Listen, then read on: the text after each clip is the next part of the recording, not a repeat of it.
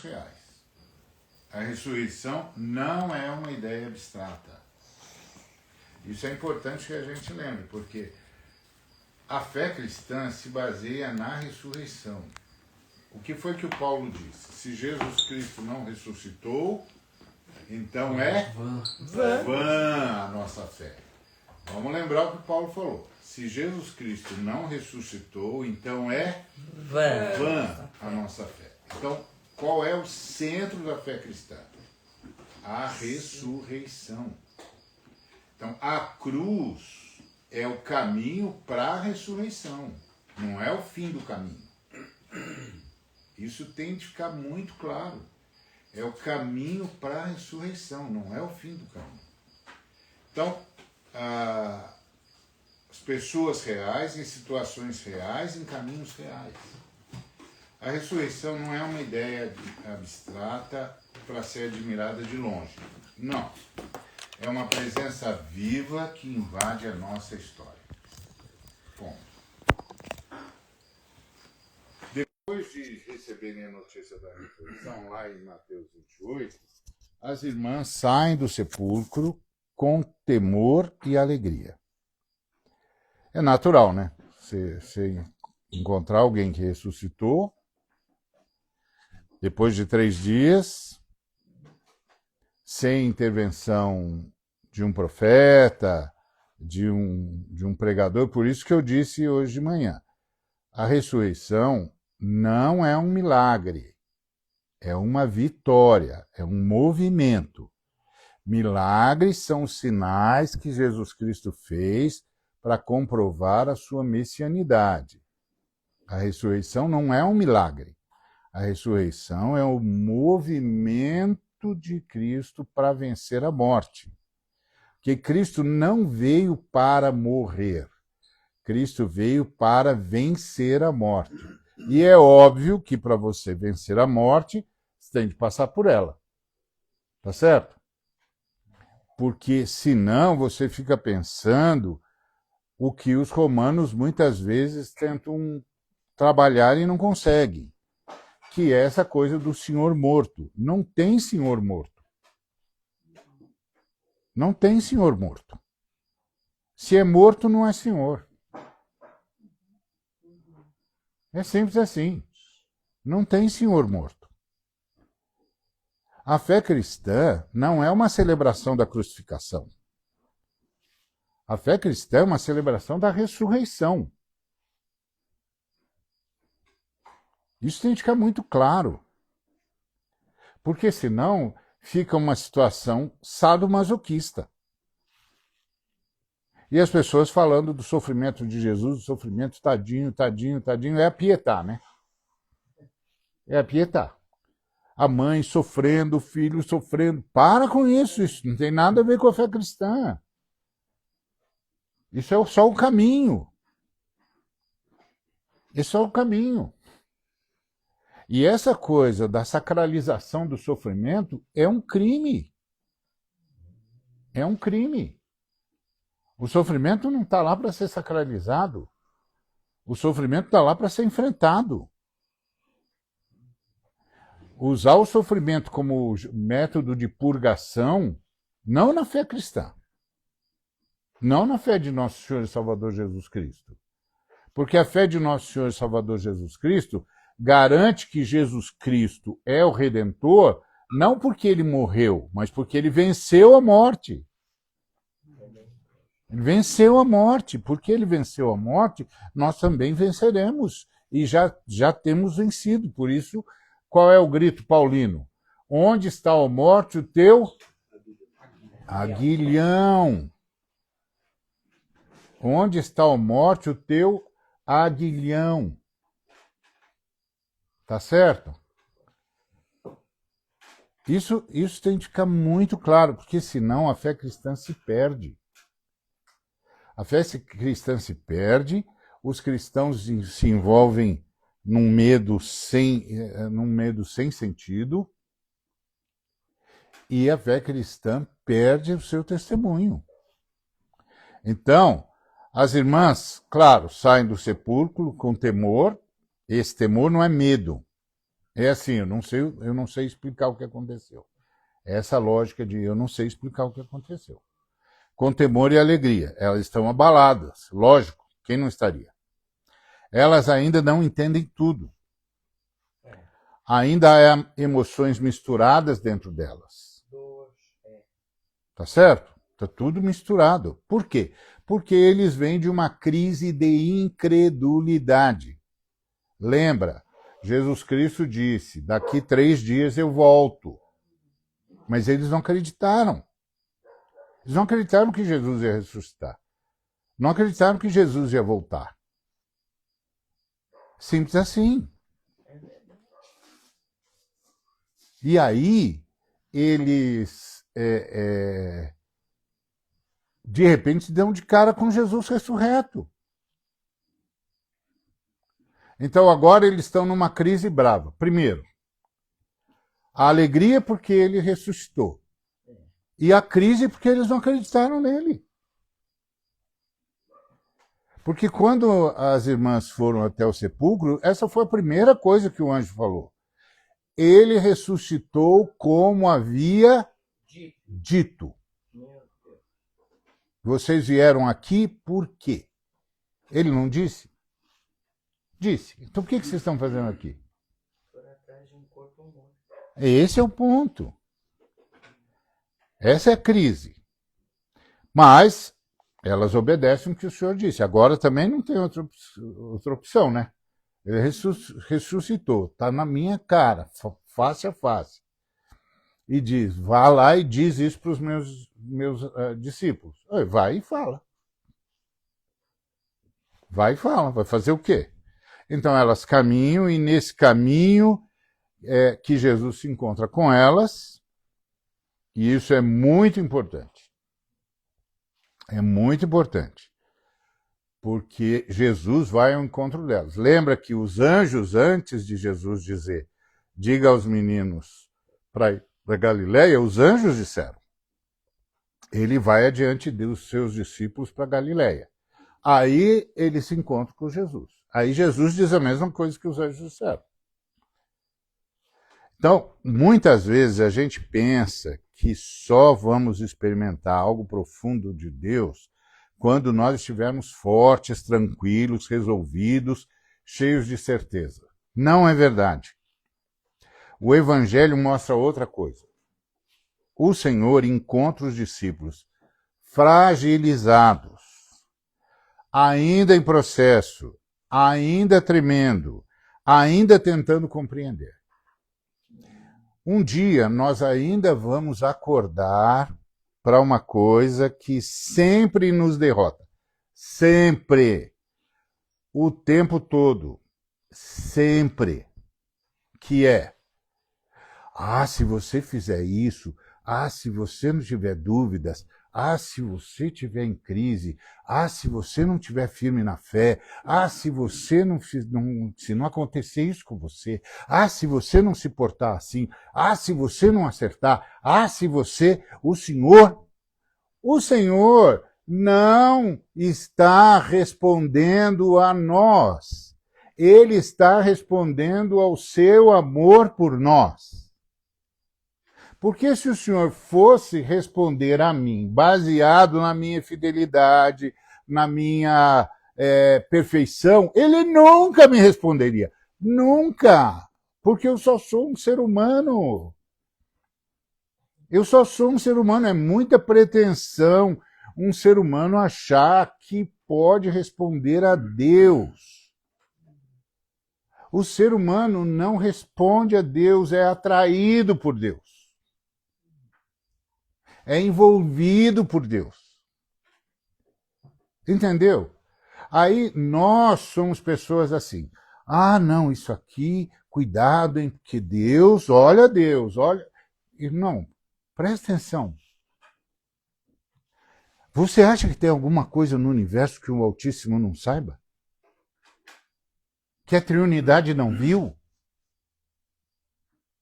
Você acha que subiu alguma coisa ao meu coração que o Senhor não sabe? Que se eu não contar, o Senhor não vai saber? É igual aquela irmã que dizia, eu só oro em pensamento para o diabo não ouvir. Aí eu dizia, irmã, orar aí para o lugar, para o Santo dos Santos, lá ninguém entra, esse pessoal da bandalha do mal aí, do inferno, eles não chegam no Santo dos Santos não, irmã. Só a gente que entra no Santo dos Santos. A irmã pode berrar aqui.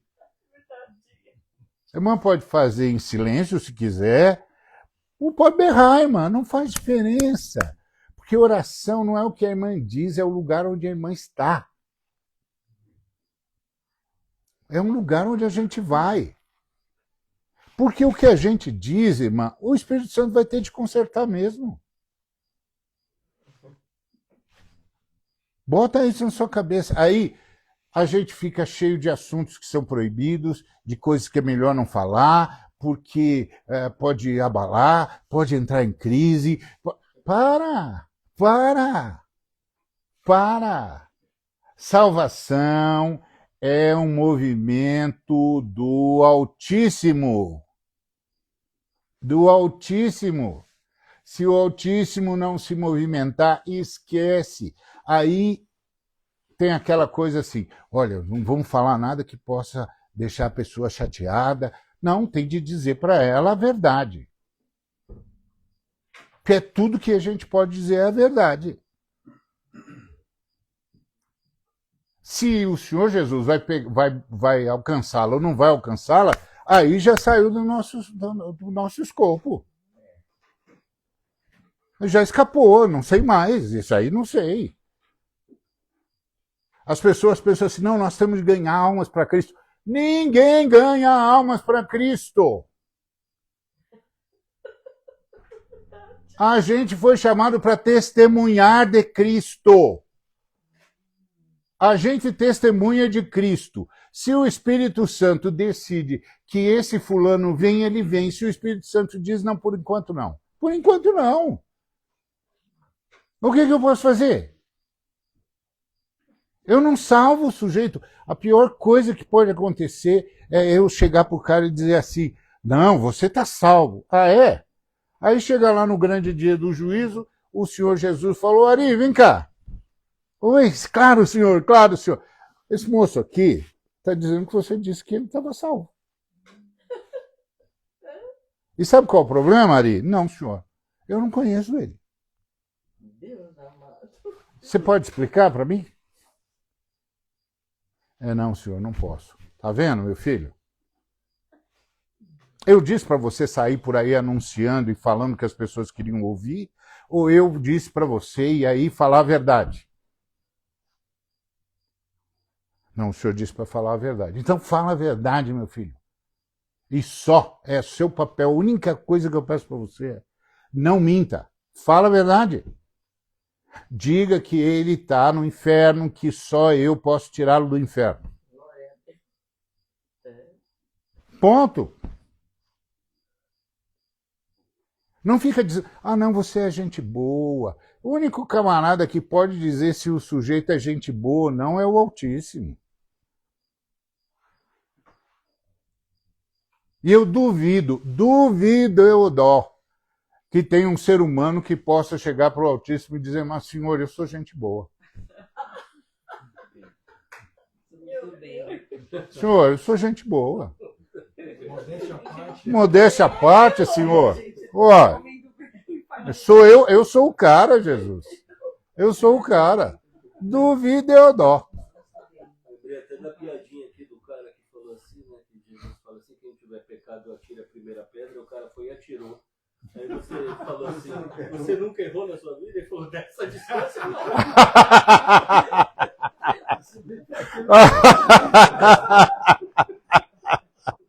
Eu conhecia uma outra que era no seminário que os caras faziam para mexer com os católicos. Que Jesus disse, quem não tiver pecado, atire a primeira pedra e pá! Aí ele olhou e disse, mamãe, às vezes você me cansa.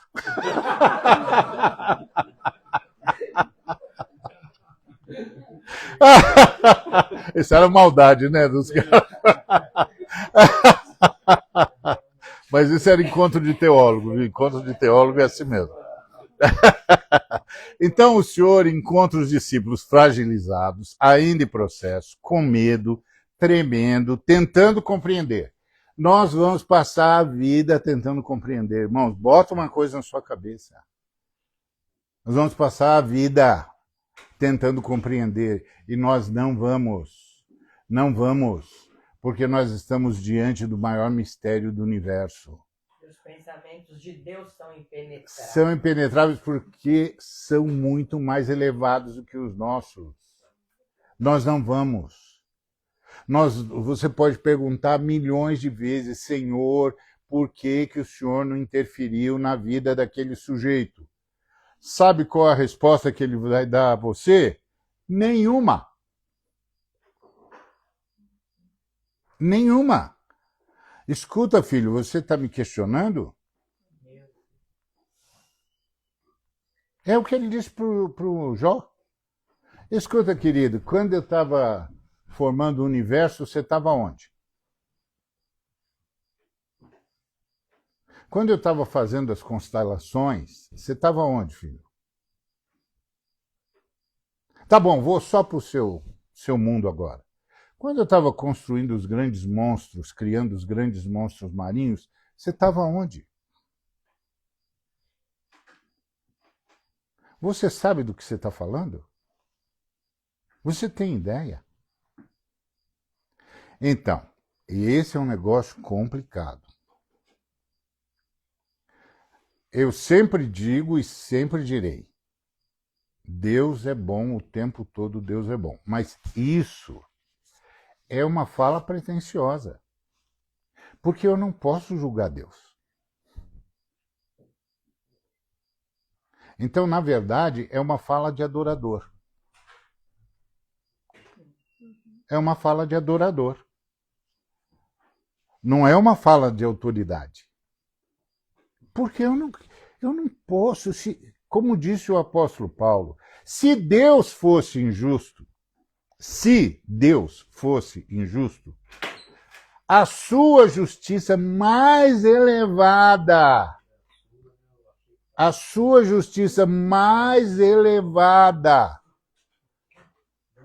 ainda alcança um padrão inferior ao que você chamaria de injustiça de Deus. A injustiça de Deus é mais justa do que a sua justiça mais elevada. Você não tem a menor ideia do que é que está acontecendo no universo. Coloque-se no seu lugar. É simples assim. Eu me lembro de um menino que chegou para mim e falou, você tem de me provar que Deus existe. Eu não. Falei, eu não, nem tenho, nem vou. Por quê? Mas se Deus não quis se apresentar para você, por que você acha que eu vou levar você lá para apresentá-lo? Eu não. Mas tudo bem, como eu gosto de você, eu vou orar pedindo, fala, senhor, parece pro moço aí, fala com ele. É tudo que eu posso fazer, amigo. O que você pensa? Você está falando de um ídolo que eu manipulo? Você só manipula ídolos. Ah, eu não concordo com Deus. Ah, não. Não, eu acho que Deus... Ah, você acha? Tá bom. Não, porque eu não concordo com... Ah, tá bom. Eu quero dizer, mas você não vai falar nada? Eu? Não. Você já falou, né? Você não falou? Vamos ver como é que ele responde o que você falou. Que pretensão. Você está pronto para a resposta dele? Não? Eu não devia ter falado, amigo. Não devia ter falado. Porque o último cara que disse, mas quem é esse senhor aí para que eu tenha de obedecê-lo, viu a nação dele desaparecer.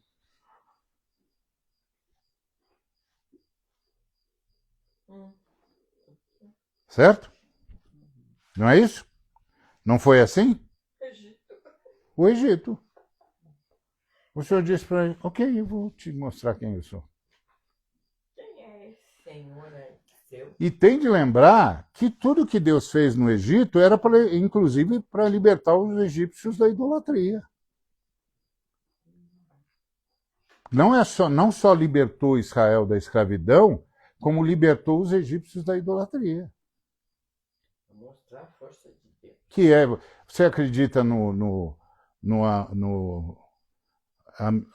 Antrófis? O que ele ia cuidar mesmo? Ele ia garantir que ia ter fertilidade. Ah, é? Olha para o seu campo.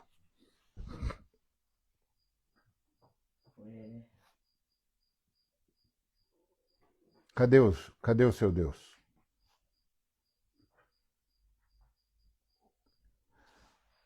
Nós estamos falando do mistério do universo. E Jesus se revela nesse caminho.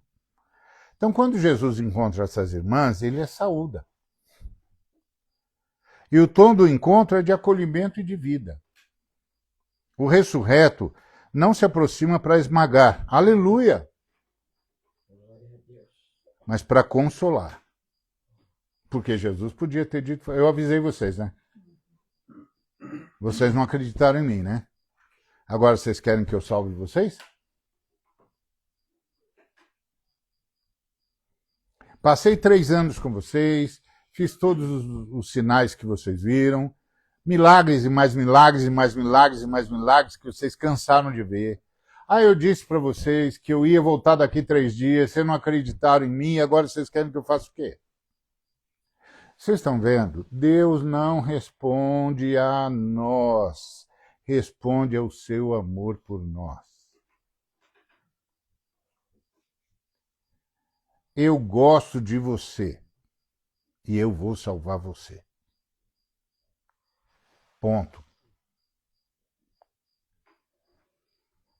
E não fica dizendo, mas eu não concordo com isso. Não. Tá bom, filho. Como dizia o Robson Cavalcante, Deus é tão bom, tão bom, tão bom, tão bom, que ele até construiu um lugar para quem não gosta dele. Você não gosta? Tá bom, filho, tem um lugarzinho para você. E não é de castigo, não. É de consciência. Porque as pessoas pensam que o inferno é um castigo. Não. O inferno é uma tomada de consciência. Assim como o céu. E não pode voltar atrás. Exato. Assim como o céu é uma tomada de consciência. Agora você sabe exatamente onde você está. Assim como nós no céu saberemos exatamente onde é que nós estamos. É simples assim. Eu lembro de um menino que até me disseram que depois se converteu, foi convertido pelo senhor, que ele perguntou para mim assim, o que vai acontecer comigo se eu morrer? Eu vou para onde? Eu falei, para lugar nenhum, você vai continuar onde você está. Ele falou, vou, só que aí você vai saber onde você está. E quando você tiver consciência de onde você está, você não vai gostar. Por isso que eu estou aqui avisando para você. Entrega a vida para Jesus Cristo. Porque se você vir onde você está, você não vai gostar.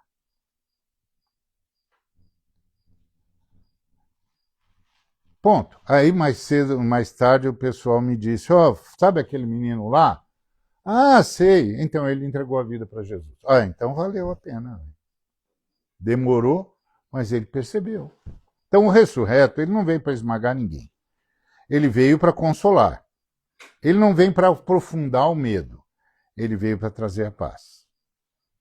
Ele não deixa os discípulos presos apenas à experiência emocional. Essa é outra coisa que temos de escapar. Pelo amor de Deus, a fé não é um espasmo emocional. Agora eu estou sentindo bem. Então, não. A fé é uma profunda convicção que sobrevive até mesmo ao momento mais angustiante.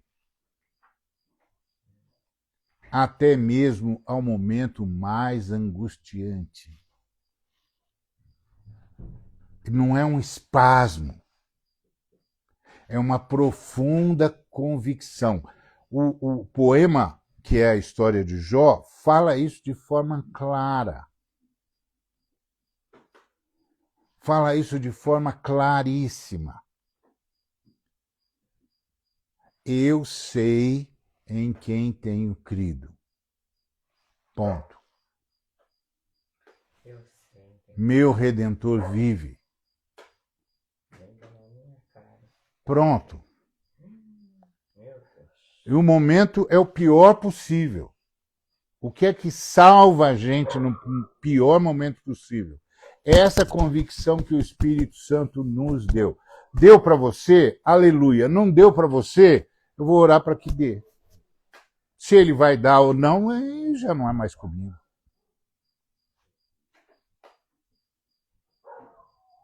É simples assim.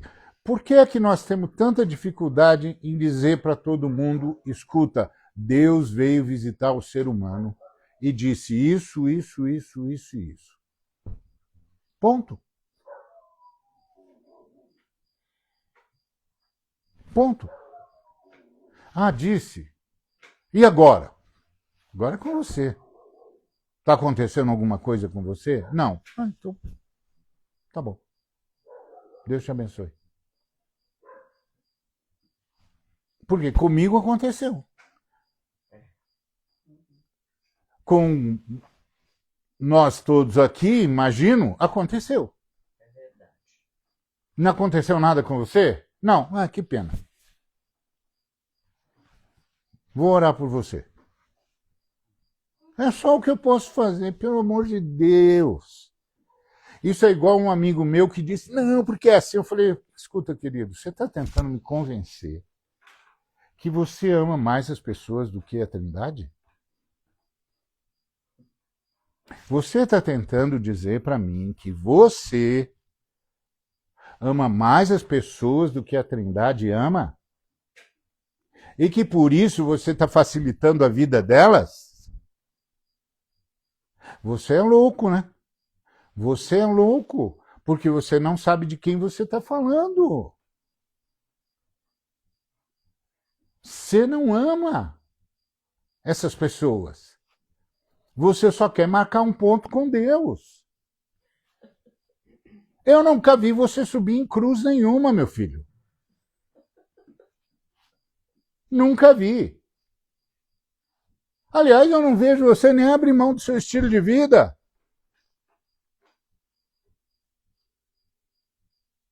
Você cruza com gente que você podia ter ajudado e nunca ajudou. Na época eu disse para ele, sabe o que eu descobri?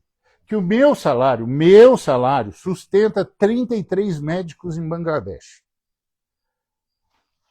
Sabe quanto o seu salário, que é muito maior do que o meu, sustentaria? Então, o que nós estamos fazendo?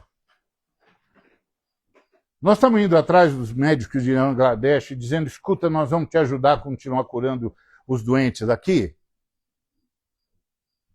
Não, né? Porque nós já estabelecemos um padrão de vida, certo? E aí você vem me dizer que você ama mais as pessoas do que Jesus? Meu Jesus fez uma viagem do infinito para o finito,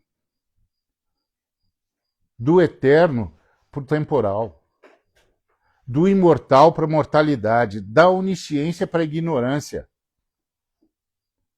da vida para a morte. Você não consegue ajudar os caras em Bangladesh, meu. E você vem aqui dizer para mim que você, se você fosse Deus, você deve estar tirando uma com a minha cara. Falei, você sabe qual é o seu problema aqui?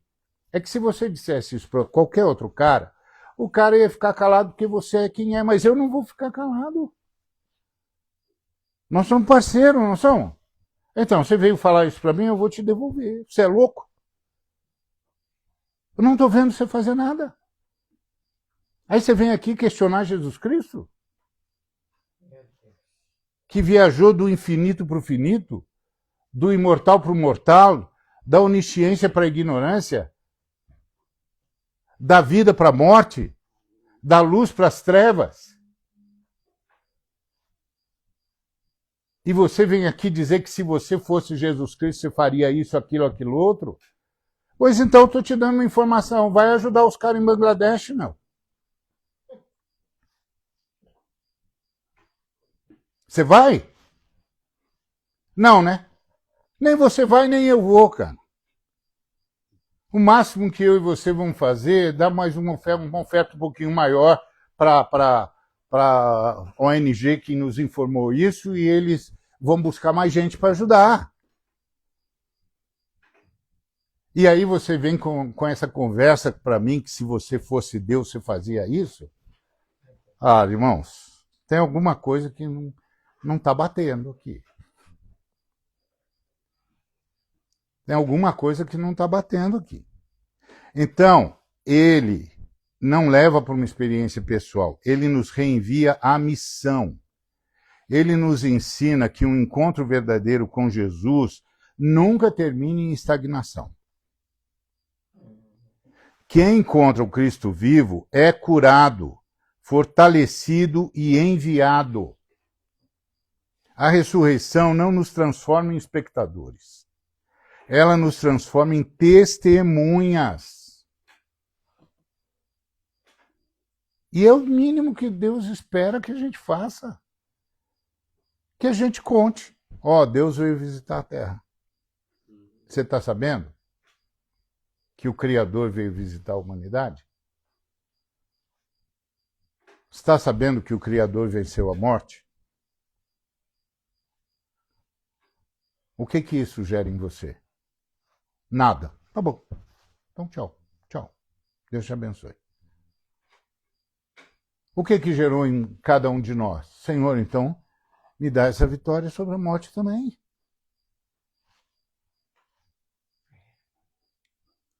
Entra em mim, me muda.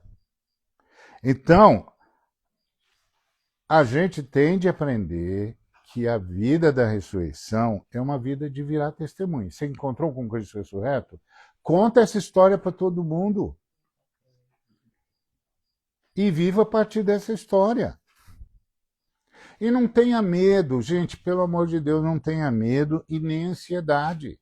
Ah, eu queria tanto ver aquele cara salvo. Queria nada. Quem quer ver seres humanos salvos foi quem desceu na cruz, morreu e ressuscitou. É simples assim. Não, eu quero ver fulano salvo. Não quer não, irmãos. Não quer, você não sabe o que é esse amor. Bota isso na sua cabeça. Você e eu não sabemos o que é esse amor. Nós não sabemos. Nós não sabemos. Nós estamos como aquele povo que estava lá diante da cruz, vendo aquela loucura, um sujeito sendo amaldiçoado, porque morrer na cruz é maldição, e dizendo, Pai, perdoa-os, porque não sabem o que fazem. E a gente dizendo, quem é esse cara? Quem é esse cara que o universo todo está chorando porque ele está morrendo? A Terra está tremendo. O mundo todo testemunhou isso. Esses dias eu estava vendo um post de um cara dizendo do que está escrito na China sobre o dia em que Jesus Cristo morreu. Sem que os caras tivessem a menor ideia. Inclusive, tem uma citação de um dos sábios da China que naquele dia disse: o homem do céu morreu. Eles sentiram a escuridão, eles perceberam que alguma coisa aconteceu na Terra. No mundo todo. Quem é esse sujeito, pelo amor de Deus, que a Terra tremeu? E que os chineses souberam. Quem é esse cara? De quem que nós estamos falando? Não, irmãos, nós não sabemos. Nós não temos a menor ideia. Isso é muito maior do que nós. Você sabe uma das coisas que mais abala a fé cristã é que a fé cristã perdeu o assombro.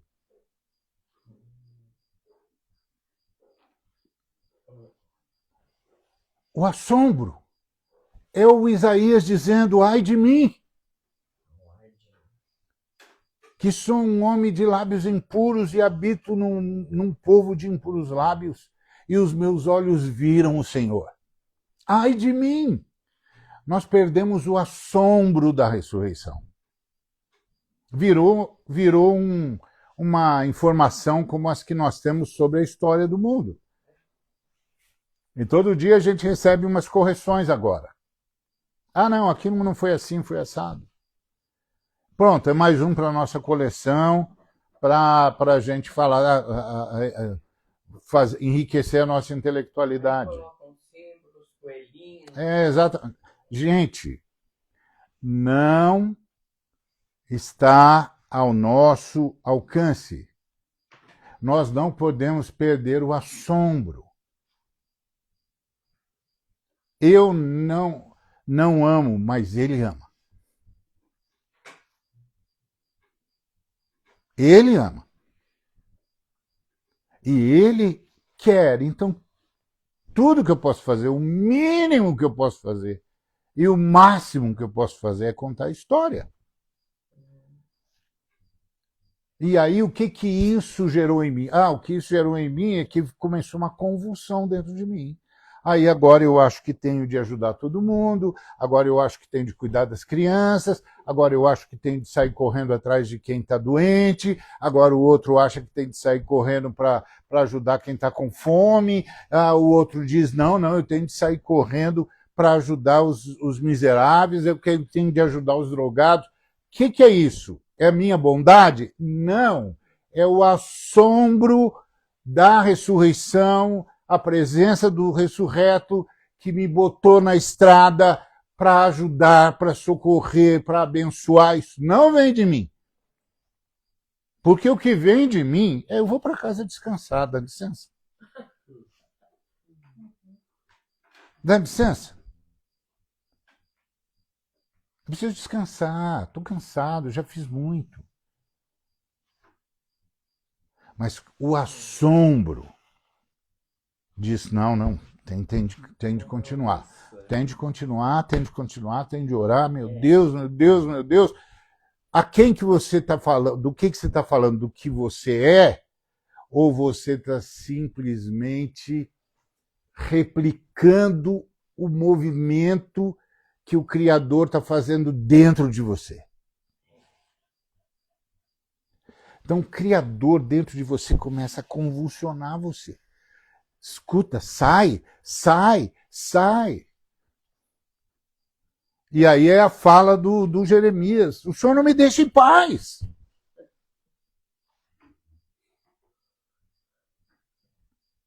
O Senhor não me deixa em paz. Quanto mais eu faço, mais eu preciso fazer. Entendeu? Você não leu Jeremias? Jeremias diz isso. Jeremias era um cara de verdade. Não é a gente que fica com essa conversa piegas que a gente tem no cristianismo de hoje. Não, porque eu sou um homem de Deus. Homem de Deus, coisa nenhuma. Você não é um homem de Deus. Deus é que é o seu Deus. Que salvou você porque ele tem alguma coisa no coração que eu não entendo. Me salvou porque ele tem alguma coisa no coração que eu não entendo. Não tem nada a ver comigo. O que está acontecendo é uma replicação. Estou replicando uma convulsão que ele está fazendo aqui dentro. Agora não tenho mais paz, eu não consigo descansar vendo as pessoas dessa situação. Mas não tem nada a ver comigo. Porque eu sou como qualquer ser humano, eu quero descansar. Eu quero comer bem. Você acha que eu não gosto de comer bem? Claro que eu gosto. Eu quero tomar os meus vinhos, porque eu gosto de vinho, quero tomar o café que eu acho ótimo. Ele é contra eu tomar café, tomar vinho? Não, nada disso. Só que ele não para de me convulsionar. Ele não para de me convulsionar. Ele diz, então, gostou do vinho? Gostei, então agora eu vou levar você em tal lugar. Gostou do café? Gostei, então agora eu vou levar você em tal lugar. Ah, ele não está fazendo isso dentro de você? Ué, que chato, hein?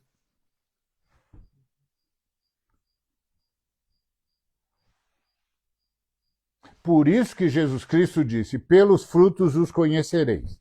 Eu vou convulsionar você. Se você encontrar um sujeito que jura que é cristão e não está convulsionado, que pena, hein?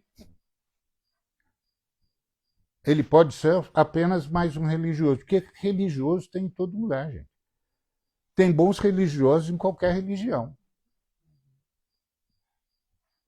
Não é disso que nós estamos falando. Nós estamos falando de convulsão, de fruto. Então, o livro leva a gente a ver outro cenário a partir da ressurreição, que é a prisão de Paulo e de Silas. Eles estavam acorrentados, feridos, humilhados, cercados pela injustiça, e à meia-noite, eles estavam orando e cantando louvores a Deus. Isso não era a negação da dor. Não. Eles tinham sido espancados, o sangue estava correndo. Eles ainda estavam presos, estavam no calabouço, ainda presos no tronco. Essa é uma experiência que eu nunca tive. Alguém aqui já teve experiência de levar chicotada até a pele romper e sair sangue para todo lado e depois ser jogado no calabouço e aí preso de correntes nos troncos e chegar meia-noite e começar um culto? Eu nunca tive isso aí. Amém. Entendeu? Entendeu? Eu já tive em regiões de igreja sofredora. No Laos e em outros lugares do mundo. Irmãos que sofreram. Eu tive uma vez um irmão que o irmão tremia falando comigo. De medo. Eu nunca passei por isso. Inclusive, nem consegui entender tudo que estava acontecendo com ele. Mas aqui não era romantização do sofrimento. Era uma resistência espiritual. É um negócio de dentro. De dentro. Era resistência espiritual. É um negócio de dentro. Então eles sabiam que, embora as correntes estivessem em seus corpos, a ressurreição já havia libertado suas almas. Bom, quantos de nós aqui têm essa consciência que a ressurreição já libertou as nossas almas? É fácil saber isso. Quando chegam as más notícias, quando as coisas não correm do jeito que a gente gostaria, quando a gente está em perigo de perder, seja lá o que for, seja dinheiro, seja negócio, seja casa, seja carro, seja saúde. Como ficam as nossas almas? Como a gente lê as notícias? Como a gente lê as cartas de cobrança?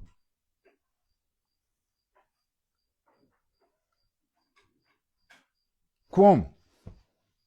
Eu me lembro que uma vez estava falando com um irmão e ele falou assim, eu não aguento mais porque a gente está ajudando as pessoas, mas eu acho que Deus não responde. Eu falei, por que você acha que Deus não responde? Porque volta e meio eu estou com uma dívida que eu não consegui pagar porque tinha uma situação muito pior diante de mim e eu não consegui fazer de conta que não vi, e aí agora eu não sei o que eu vou fazer, e aí como é que eu explico isso, eu não sei como é que Deus permite isso. Eu falei, ô filho, não tem nenhum profeta que não está com o nome no Serasa, não.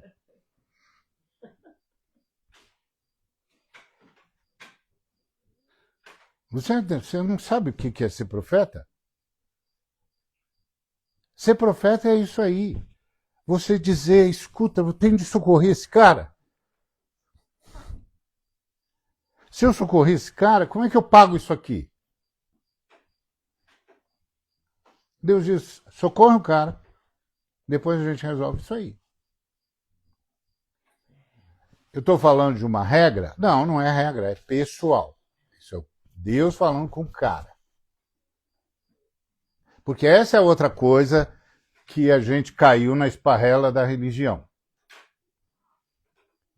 Que é, não, o que eu tenho de fazer? Não. O que você vai fazer, porque Deus vai mexer com você. Essa é a fé cristã. A fé cristã não é o que eu tenho de fazer. A fé cristã é o que eu vou fazer. Como replicação do que Deus está fazendo em mim. Não tem essa coisa, não, eu preciso fazer isso, porque senão Deus não me abençoa. Ah, se Deus fosse esperar isso, não abençoava ninguém. Não abençoava ninguém. E tem um bocado de sujeito dizendo, não, eu sempre fui um cara certinho. Pois é, as meretrizes vão te entrar no reino dos céus antes de você.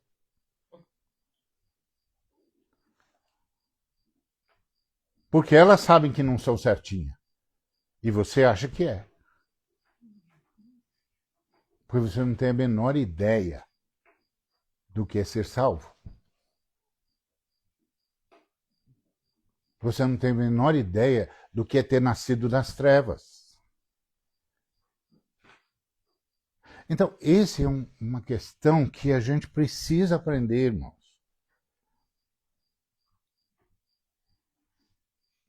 Isso aqui tem uma divisão aqui, um corte que cruza o universo. De um lado está a luz, do outro lado está as trevas. De que lado você está é que importa. E isso é movimento de Jesus Cristo. Então, eles sabiam que a ressurreição havia libertado suas almas. Que é, aleluia, estamos aqui, vamos cantar o Senhor, culto aberto, podem vir participar. Aí vem todo mundo, começa todo mundo a ouvir aqueles dois caras ensanguentados, presos num tronco e cantando. Aleluia, aleluia, aleluia, aleluia. Totalmente contraditório. Totalmente contraditório. Me lembro da história de um irmão na China sob perseguição, que ele cantava na prisão o tempo todo. E cantava, e cantava, e cantava, e cantava, e cantava, e os guardas iam lá e batiam nele, não quero que canta, não quero que canta. E ele cantava, cantava, cantava. Aí os guardas disseram, você gosta de ficar cantando pro seu Deus? Então você vai limpar as fossas. Botou ele para limpar as fossas. Aí ele continuou cantando e agora, além de cantar, ele fazia uma oração. Obrigado, Senhor, porque agora eu estou num lugar onde eles não vêm. Que ninguém tem coragem de vir aqui para me bater e para dizer que eu não posso cantar. Porque para ele me fazer parar de cantar, ele tem de entrar onde eu estou e ele não entra.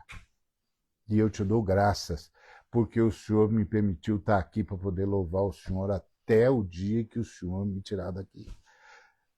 A alma dele estava liberta. A alma dele estava liberta. É isso que nós nunca entendemos. É isso que nós nunca entendemos. Aí vem esses doidos da teologia da prosperidade, dizendo que se você é crente, fiel em Deus, então tudo vai bem para você, e que você vai ter dinheiro, e você vai ser rico. Deus não tem nada contra você ir bem nos seus negócios, não. Mas isso é para você participar de um jeito específico da missão. E não porque você é melhor do que os outros. São coisas diferentes.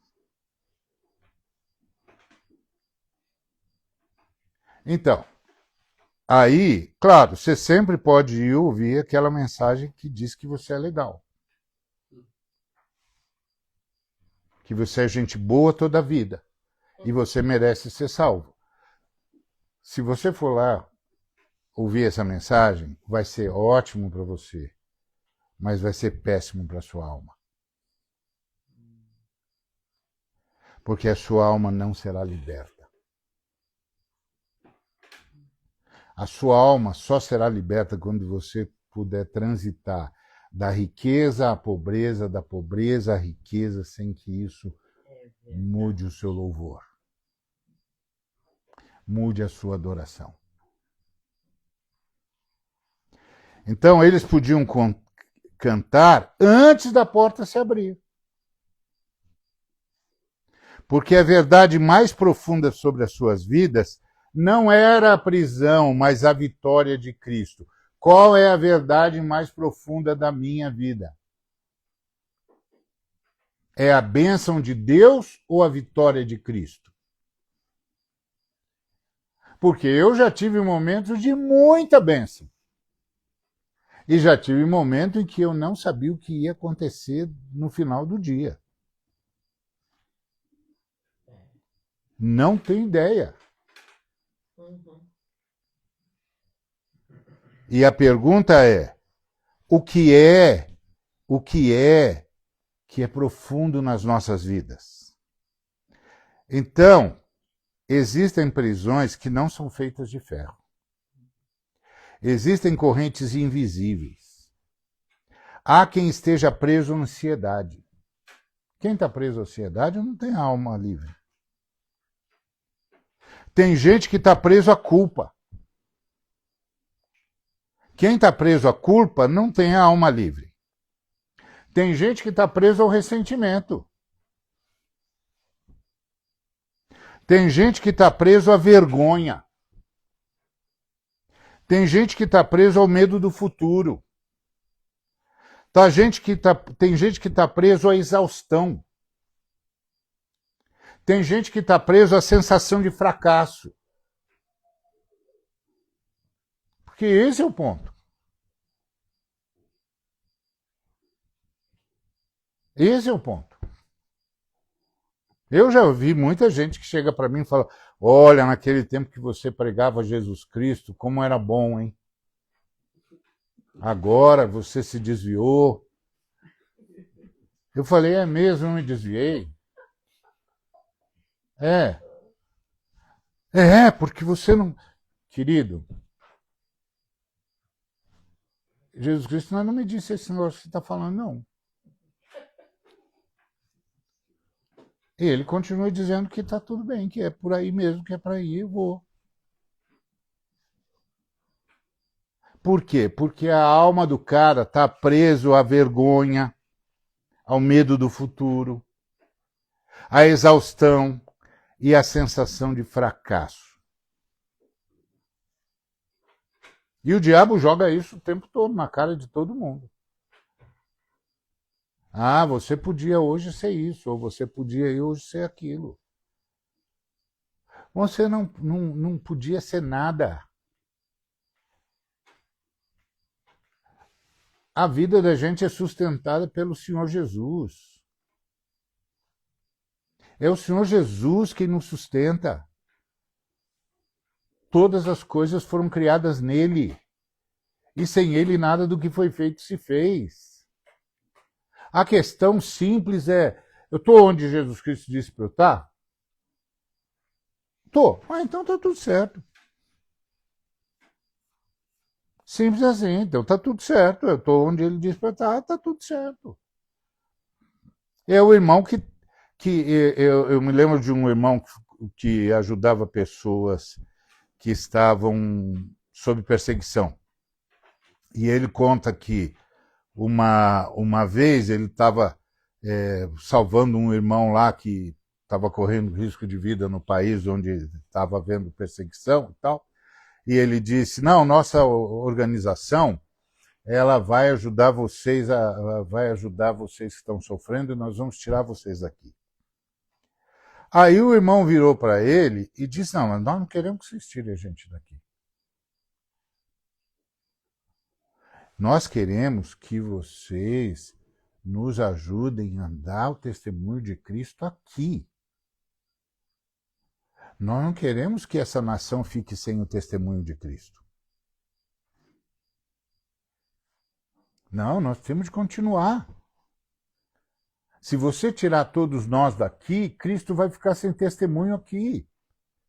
Agora, se a gente tem esse tipo de fé que diz que porque eu creio em Jesus Cristo, eu tenho de ser abençoado assim, assim, assado, crer é um mérito seu. Crer é um mérito meu. Não é mérito! Não é mérito! A gente estava perdido e foi achado. Estava morto e ressuscitou. Qual é o mérito do sujeito que é ressuscitado? Qual é o mérito? O sujeito estava morto.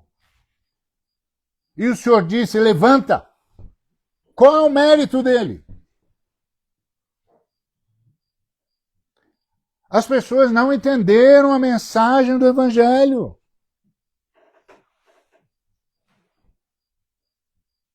Não é uma romantização do sofrimento. Também não é assim, não, crente tem de sofrer. Crente não tem de sofrer, nem tem de ficar rico, nem tem de ficar pobre.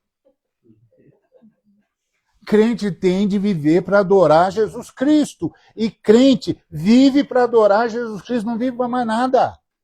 Então o que adora Jesus Cristo agora? É só isso. Essa é a pergunta. Ele faz o resto. E a gente vai sendo convulsionado pelo Senhor. Senão nossas almas estão presas. Se as nossas almas estiverem presas às circunstâncias e o que acontece do lado de fora, nós estamos tanto na cadeia quanto qualquer outro que não nasceu de novo. Porque se não acontecer do jeito que a gente quer, então não tá bom. Mas não tá bom, desculpa. Não entendi. Eu não entendi. Por que não tá bom? Não, porque o Senhor não está cuidando de mim. Ah, o Senhor não está cuidando de você. Carrega os nossos fardos. Ah, entendi. Tá bom. Fala isso para ele. Meu pai. Fala, Jesus, eu não sei o que você está fazendo no universo, você não está cuidando de mim. Fala isso.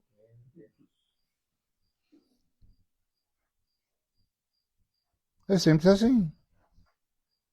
E assim, falar isso aqui no nosso território é até chato, porque nós somos ricos. É. Nós somos ricos.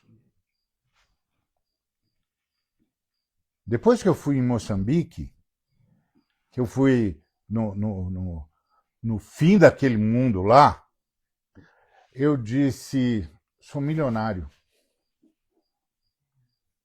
Eu sou milionário. Eu nunca passei por isso. E nunca vou passar.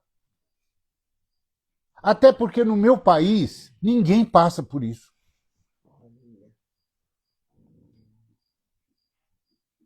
Eu estou no lado rico do mundo.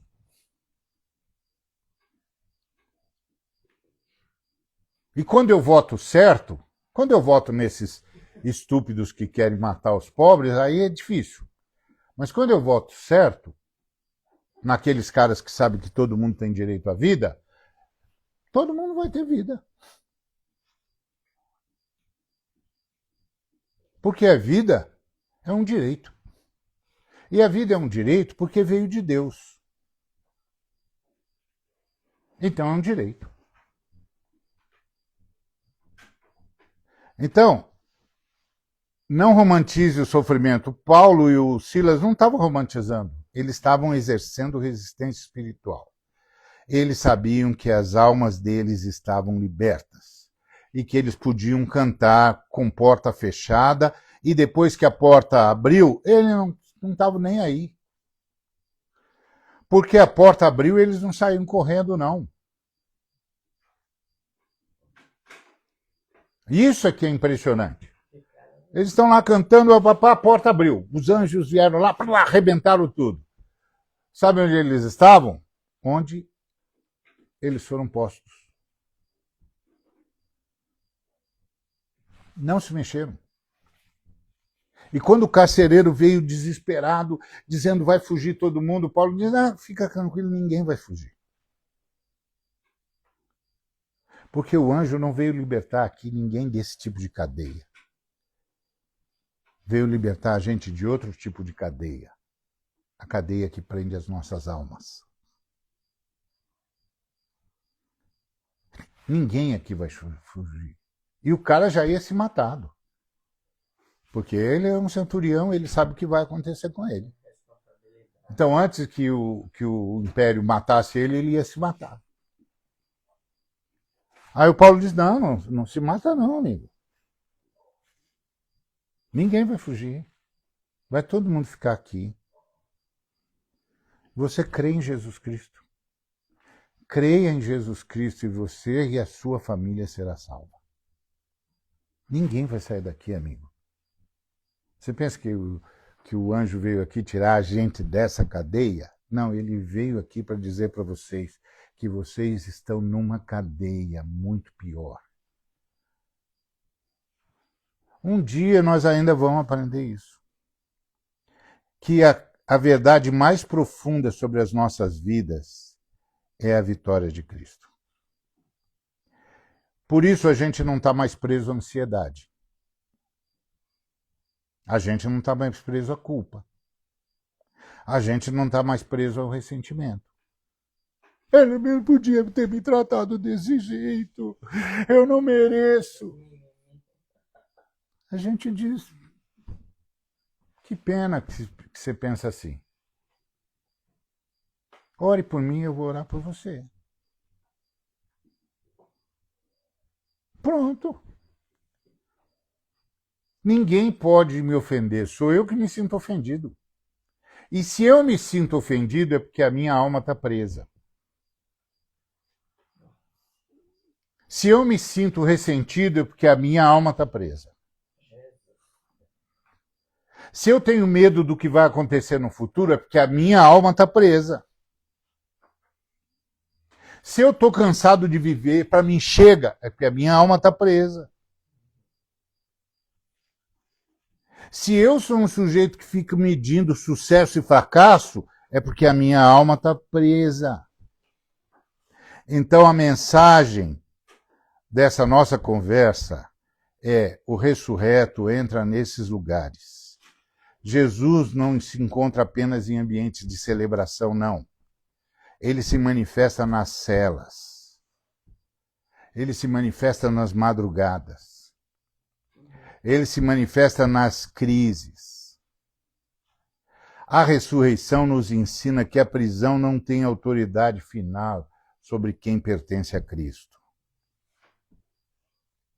Então, se eu e você estamos com medo do futuro, medo da morte, é porque a nossa alma está presa. Então nós não somos livres, não importa quanto a gente tenha. Ou não tenha. Não faz diferença, gente.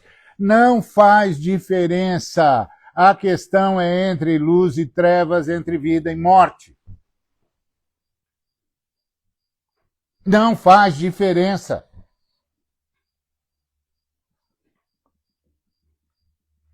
Tá todo mundo postando os meninos lá da África que cantam a plenos pulmões a Jesus Cristo, tudo de roupa rasgada. E os caras perguntando como é que eles cantam desse jeito com essa roupa rasgada que eles vestem. Porque a alma dele está livre. Não faz diferença. Não faz diferença quando você olha para a humanidade e vê seres humanos aprisionados pelos demônios, cheios de medo, cheios de ressentimento, incapazes de perdoar, incapazes de conviver, incapazes de sorrir e de simplesmente dizer: isso não tem nada a ver comigo. O Senhor Jesus me libertou. O que o fulano pensa, o que não pensa, o que acha, o que não acha, não faz a menor diferença. Então, essa é a ideia que nós temos de pensar em termos de ressurreição. A outra imagem que aparece é a Galileia. A Galileia não era o centro da honra religiosa, não era lugar de prestígio, era periferia, era margem. E, no entanto, Jesus escolhe a Galileia como lugar de reencontro com seus discípulos. E isso é pastoral. O ressurreto visita aquilo que nós costumamos desprezar em nossa própria história. Ele vai aos lugares feridos da memória. Ele vai àquilo que a gente considera pequeno, fracassado, vergonhoso ou irrelevante. Jesus não tem medo da nossa Galileia. Ele vai até lá para ressignificar o que nós achávamos perdido.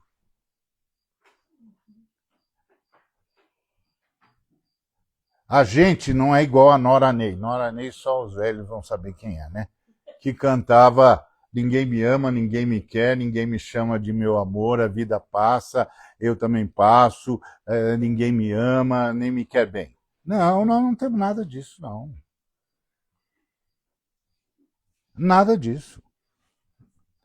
Então, talvez a alma da gente esteja num desses três lugares. No caminho, mas sem entender tudo. Na prisão, se sentindo limitada. Ou na Galileia, carregando as marcas do passado. Seja qual for o lugar, a boa notícia é a mesma. Jesus ressuscitado encontra você aí onde você está. Ele não espera você se tornar perfeito para então se aproximar de você. Ele se aproxima para transformar. Ele se aproxima para libertar. Ele se aproxima para dar um novo sentido para a sua vida. E quando ele se aproxima, o medo já não manda. A vergonha já não é destino. E a prisão não é mais identidade. Simples assim. Quando a gente começou na comunidade, tinham 2 negros na comunidade. Eu e um outro pastor, Pedro. Homem bom toda a vida. Um dia, uma senhora, que era uma das líderes da nossa igreja, falou assim: eu gosto muito do Pedro. Eu falei: é? Eu também gosto muito do Pedro. Gente do meu coração também. Falou: mas ele está sempre envergonhado, ele está sempre assim, sem jeito e tal, e sabe como é que é, né? Eu falei: não sei não, como é que é? Eu não sei não, do que a irmã está falando. Aí ela falou: não sei, acho que essa coisa, né, de ser negro. Eu falei: ei, o que é essa coisa de ser negro? Aí ela virou para mim e falou: agora o senhor é diferente, né? Eu falei: sou? Por quê? Porque o senhor parece que entra e sai, não faz a menor diferença. Parece que nem As pessoas... É essa conversa aí. O senhor entra, prega, fala, olha no olho da gente e diz: não, tá errado, não é isso que a Bíblia diz, não é assim, é assado e tal. Por que o senhor é diferente dele? Eu disse: porque eu sei que quem está doente são vocês. É um preto de alma branca. Sou um preto de alma branca. Falei: porque eu sei, irmã, que quem está doente é a irmã. Eu não estou doente. A irmã está. A doença é sua. É verdade. Me dá uma boa razão, irmã, para a sua doença me afetar. Me dá uma boa razão, irmã, para a sua doença marcar o meu comportamento. Eu sinto muito que a irmã está doente. Eu oro pela sua cura. É uma doença. Agora, a sua doença é só sua, viu, irmã? Não é minha, não. Agora, o irmão lá pensa que a sua doença é a doença dele. Não, a doença é só sua, irmã. É a irmã que tem essa doença, não ele. Mas ele não sabe, só que eu sei.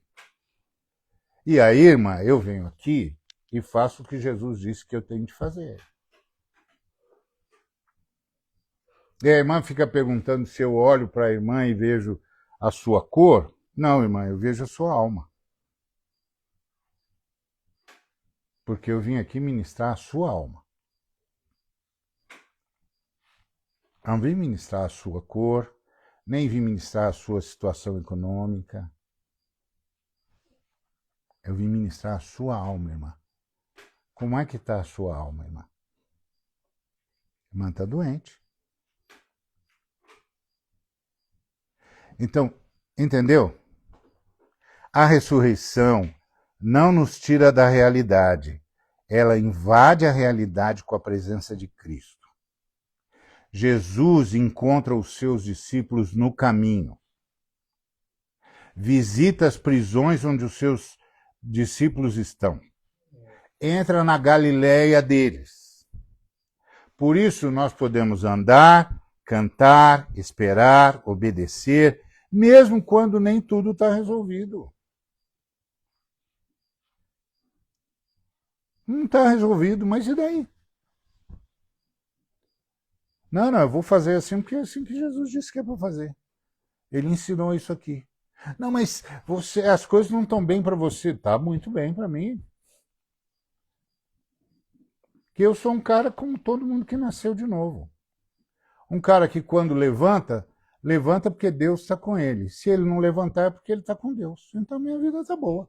Minha vida está certa. Se eu levantar, é porque Deus está comigo. Se eu não levantar, pode ter certeza, é porque eu estou com Deus. Então minha vida está resolvida. Todo o resto na minha vida não tem nada a ver comigo. Tem a ver com decisões equivocadas minhas, tem a ver com coisas que eu acreditei que era verdade e não eram, tem a ver com coisas que as pessoas me convenceram que eu tinha de demonstrar, porque senão eu nunca ia ser digno de respeito, e eu caí na esparrela. Mas agora que Jesus Cristo entrou na minha vida, eu não esquento mais. Não quer dizer que eu falto com responsabilidade, não. Agora eu sou muito mais responsável. Mas agora eu sou responsável porque sou responsável. Não porque eu tenho de fazer uma imagem. Eu não tenho mais imagem nenhuma, eu tenho uma adoração. Eu faço agora por adoração. Então, o ressurreto está vivo. E porque ele vive, nenhum lugar da minha vida, da sua vida, da nossa vida, está fora do alcance da sua graça.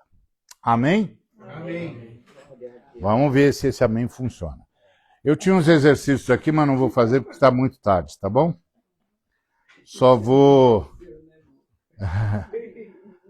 Então, só quero fazer as perguntas, vocês guardem, não vamos falar porque já está muito tarde, que é... tem 3 palavras que aparecem aqui: caminho, prisão e Galileia. Caminho é quando a gente está processando muitas coisas.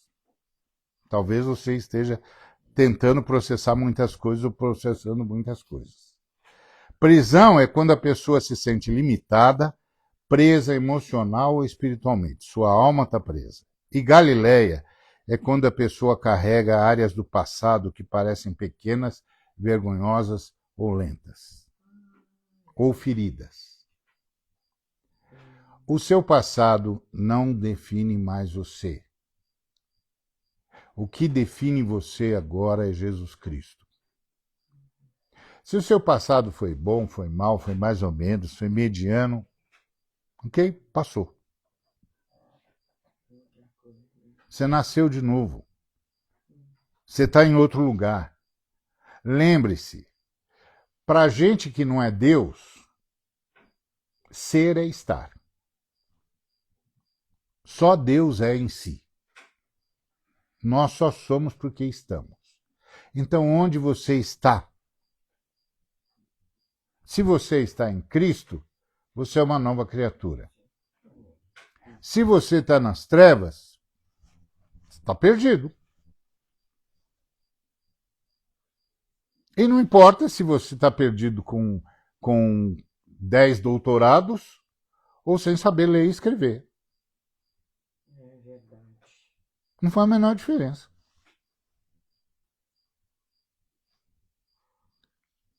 Durante muito tempo as pessoas achavam que a educação é que mudava as pessoas. Eu acho que a educação é essencial, vivi a vida toda trabalhando para que todo mundo tivesse acesso à educação, etc, etc. Mas os alemães provaram que educação e nada é quase a mesma coisa. Porque eles eram as pessoas mais educadas do mundo e os maiores assassinos que a história já conheceu. Não só na Segunda Guerra. O que eles fizeram em 1900 na Namíbia, na Namíbia, os alemães exterminaram 80% da população. 80% da população tribal na Namíbia. 80%. Os belgas mataram 20 milhões de pessoas no Congo. Os mais educados do mundo. Capazes de executar as obras-primas dos grandes compositores. Capazes de falar de cor os grandes poemas de todos os grandes eruditos que nós conhecemos e que nós gostamos de falar. De vez em quando a gente está citando Ovídio, está citando Alighieri, porque a gente gosta. Mas o que isso tem a ver quando o sujeito é só um assassino? Nada.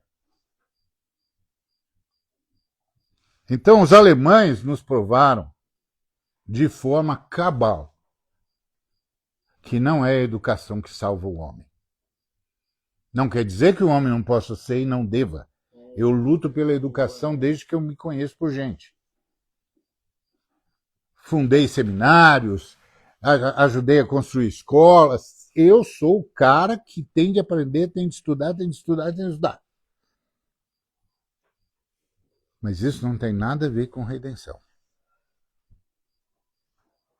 Nem tem nada a ver com mudança de caráter. Isso os alemães mostraram para a gente de forma cabal. Os ingleses, então, esses carcamanos, destruíram nações inteiras. Agora eles vivem atacando a gente por causa do narcotráfico, mas eles consumiram a Índia com ópio para roubar os chineses. Transformaram a maior parte dos chineses em viciados em ópio, enquanto eles roubavam tudo que os chineses tinham. E aí eles vêm falar para a gente de moral? Aquele príncipe deles que foi pego lá no Epstein, ele é o verdadeiro inglês. Ele é o verdadeiro inglês. Veja o que eles fizeram nas Américas. Veja o que eles fizeram na África. Veja o que eles fizeram na Ásia. Aquele cara é o verdadeiro inglês. Porque todos os ingleses fizeram isso. De um jeito ou de outro. Não se iludam, não é disso que nós estamos falando. Então pergunte, com qual dessas palavras você mais se identifica? Caminho, prisão ou Galileia? Com o que você mais se identifica? Como uma pessoa que está processando, não sabe direito o que está acontecendo, mas está processando. Como uma pessoa que se sente limitada, emocionalmente presa ou espiritualmente presa. Ou como uma pessoa que carrega o peso do passado, as vergonhas e as feridas. Qual desses lugares mais identifica com você? Qualquer que seja esse lugar, O que as Escrituras estão nos dizendo é que lá que o ressurreto vai encontrar você. Glória a Deus. E lá a ressurreição dele vai libertar a sua alma dessa loucura toda. Então, qual área da sua vida está em caminho? Pode ser seu casamento, pode ser a sua própria forma de ver-se a si mesmo, pode ser esse sentimento estúpido dessa sociedade machista ou o pensamento estúpido de um feminismo irracional. Não importa. É o que você está tentando processar? Onde você está tentando achar a sua identidade? Onde está a identidade da gente? Não é o que eu sou, é em quem eu estou, porque só Deus é. Nós estamos. Então, onde nós estamos? Então, o ressurreto encontra os discípulos em processo, não prontos. Ninguém está pronto. Então, identifique uma corrente que é invisível, que você sente que aprisiona você. Medo. Você tem medo? Você tem culpa? Você tem ansiedade? Você tem ressentimento? Você tem vergonha? Você tem desânimo? O que está prendendo você? Lembre-se, não é o sujeito vai parar de me desrespeitar, ele vai saber que ele não pode fazer isso comigo. Não! Ele está fazendo isso porque ele está preso. A alma dele está presa. Não deixa a doença dele prender a sua alma. Glória a Deus. É a alma dele que está presa. Ore por ele. Para o Senhor libertá-lo como libertou você. Que é assim, eu acho você isso, acho você aquilo, pega um papel, anota, obrigado. Pronto, já sei sua opinião, Deus te abençoe.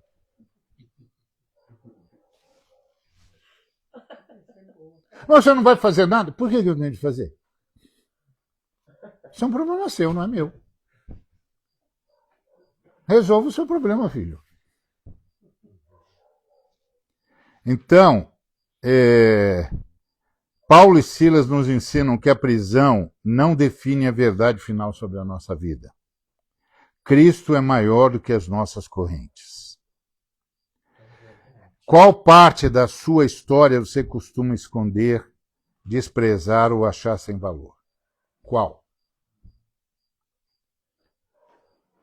Pastor, abre um pouco mais essa pergunta, eu não entendi direito. Assim, tem gente que cometeu erros ou não, mas cometeu e a esconde, porque se os irmãos souberem, se a vida soubesse, não sei o que elas... É desse jeito. Eu me lembro de uma moça que teve o primeiro filho antes de celebrar o casamento como manda o figurino. E ela escondeu isso do filho dela a vida toda. E aí o filho fazia as contas, né? Depois que ele cresceu, ele aprendeu a fazer conta. Então ele fazia as contas e dizia, mãe, dizia, pai, o que aconteceu? E aí o pai, que sabia que a mãe tinha vergonha disso, dizia, isso aí você tem de conversar com a sua mãe. Aí o filho dizia, eu fui falar, a mãe não quer falar. Bom, se a sua mãe não quer falar, guarda a sua conta no seu bolso. Sua mãe não quer falar.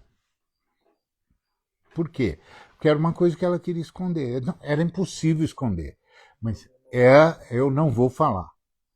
Se você vai descobrir por sua conta. Eu não vou falar. Só que carregou isso como um peso a vida toda. Depois fica doente, depois entra o corpo, porque o corpo reage. O corpo reage às prisões da alma. E por que o cara tem essa prisão? Porque se sente em débito com a sociedade. Porque com Deus não é, né? Porque Deus estava lá o tempo todo. Tem algum momento que Deus não está lá? Impossível, nós estamos todos em Deus. Onde a gente acha que Deus estava? É igual aquela história dos 2 meninos no aniversário da igreja. O pessoal fez um bolo enorme para festejar o aniversário da igreja. Aí um menino chegou para o outro e disse: eu sei onde está o bolo, eu sei onde está o bolo. Aí o coleguinha falou: mas não pode mexer, não pode. Não, vamos lá, eu sei onde está, vamos lá, a gente está. Tá bom, vamos. Fomos. Aí foram lá. Foram lá, o menino falou assim: esse é o bolo. Vamos pegar só um pedaço. Aí o outro menino diz: é mesmo? Só tem a gente e Deus aqui, né? A gente deu. É isso, só tem a gente e Deus. Oh, meu Deus. Não vai mudar nunca. Em qualquer situação, em qualquer lugar, só tem a gente e Deus. Isso não vai mudar nunca. Então, não deixe essas coisas continuarem aprisionando. Então, a gente precisa deixar Jesus visitar a Galileia da gente e libertar a gente. Você nasceu de novo. Acabou. Não tem mais nenhuma lista de débitos seus, não. Você nasceu de novo. As coisas velhas já passaram. Então, qual é o problema? Um fracasso no passado? Um passado doloroso? Uma sensação de incapacidade? Uma fase da vida marcada por algum tipo de vergonha? Esquece. Esquece. A Galileia não é um lugar que Jesus evita. A Galileia é o lugar que Jesus ressignifica. Pronto. Fala para eles irem para Galileia, que lá a gente vai conversar. Então, vamos guardar isso, vamos louvar o Senhor como Paulo e Silas louvaram. Porque a nossa vitória não é o que está acontecendo à nossa volta, nem as situações que nós vamos ter de enfrentar. Porque nós vamos. Nós vamos, seja lá o que for, seja a dívida para pagar, seja a pessoa com quem a gente vai ter de conversar, não importa. A questão não é essa, a questão é a minha alma e a sua alma. Minha alma está livre, agora eu posso simplesmente chegar e dizer: olha, é o seguinte, vamos resolver isso aqui? Vamos resolver desse jeito, tá bom? Eu só posso fazer desse jeito. Amém? Amém. Tá bom? Deus nos abençoe. Vai convidando aí o pessoal aí, Ari, que amanhã a gente vai fazer os estudos novamente às 10h30 da manhã. Joia. Está online. Está convidado a participar com a gente amanhã às 10h30 da manhã. E para finalizar, vou pedir para o Diamanso, que está aqui com a gente, tocar mais uma. Vamos ver se ele toca uma canção como Paulo e Silas cantou.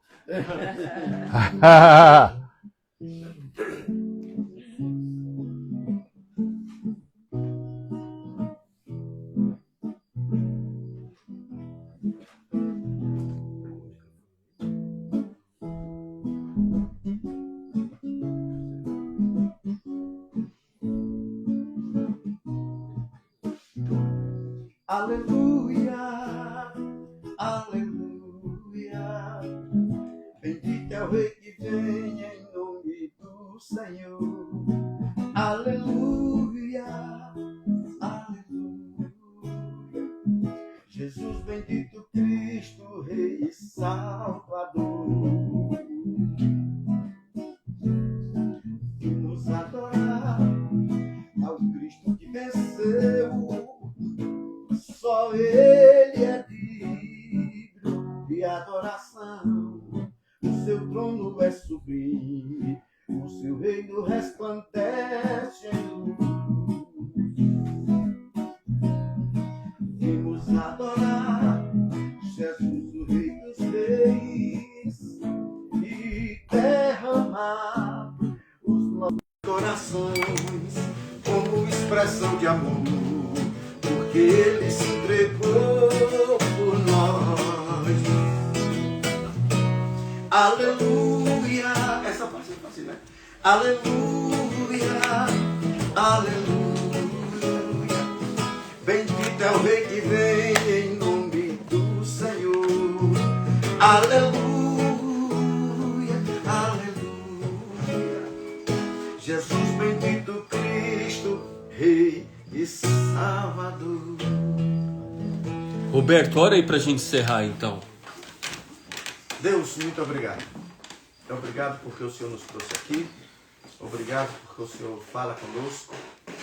E obrigado porque sabemos que é o Teu Espírito que vai fazer frutificar em nós o que ouvimos, a palavra que é Tua, que não volta vazia. Por isso te louvamos agradecidos. Em nome de Jesus. Amém. Amém. Boa noite, pessoal. Boa noite. Tchau aí, Roberto. Boa noite, boa noite. Glória a Deus.